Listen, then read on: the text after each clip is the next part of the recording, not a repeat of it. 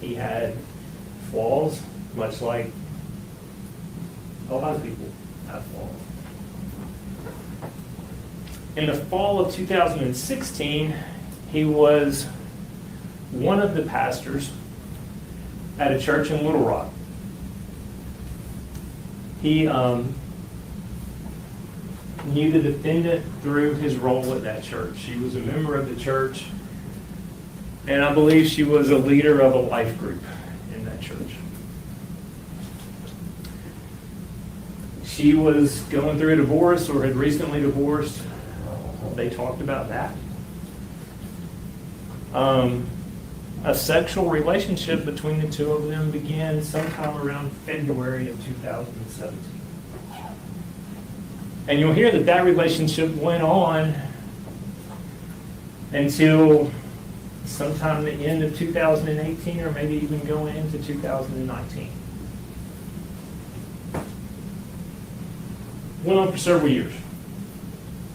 Toward the end of 2018, I believe it was around October, Mr. Perry and his wife took a job. Well, Mr. Perry took a job. He and his wife moved to Collierville in Shelby County because he took a job at Mississippi Boulevard Church here, also working as, I think, an executive pastor at that church. So not the senior pastor or the preaching pastor, but he was working with that church here in Shelby County. So they left Little Rock and moved here. That resulted in the relationship between the defendant and Mr. Perry became strained.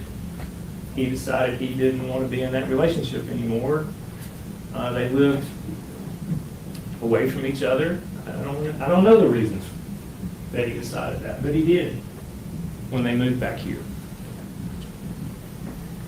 On April the 4th of 2019, the defendant left Little Rock.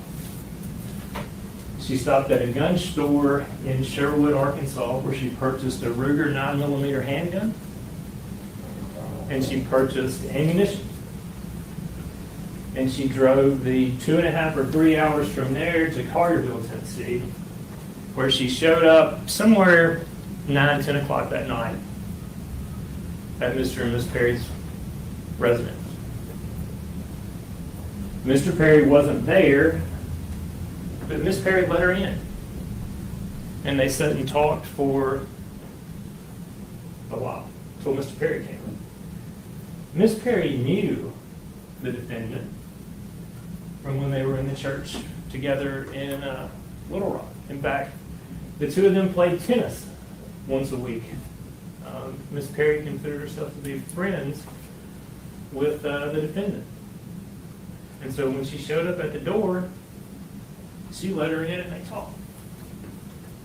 The defendant waited there until Rhoda's Perry got home.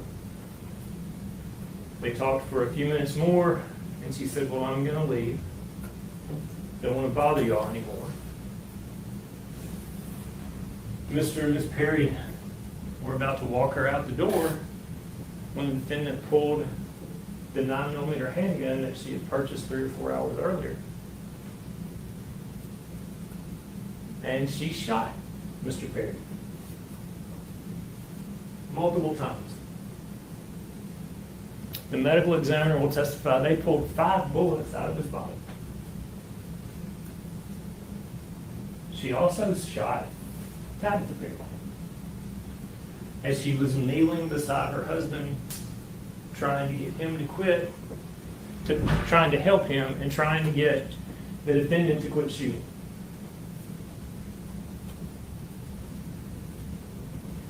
She was still on the scene with the gun when the police department arrived.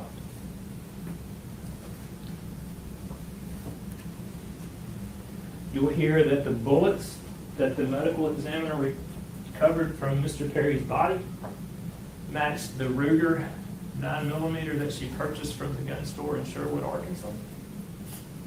TBI, the Tennessee Bureau of Investigations, analyzed those, and those matched. You'll hear that the shell casings, 7, I believe, recovered from the apartment, were fired from the Ruger that she purchased from the gun store in Sherwood, Arkansas. There was a bullet recovered from the scene at the apartment. That also was fired from the gun that she bought from the sporting goods store in Sherwood, Arkansas. You'll see video from the sporting goods store in Sherwood, Arkansas that shows the defendant going into the store, purchasing the ammunition and the gun, and leaving. You'll see the credit card that she purchased it with and the receipts where the last four of the credit card match, showing the date and the time that she purchased that handgun. She had all kinds of time to think about what she was doing. At the end of the proof, we're going to ask you to find her guilty as indicted in counts 1, 2, and 3 of the indictment.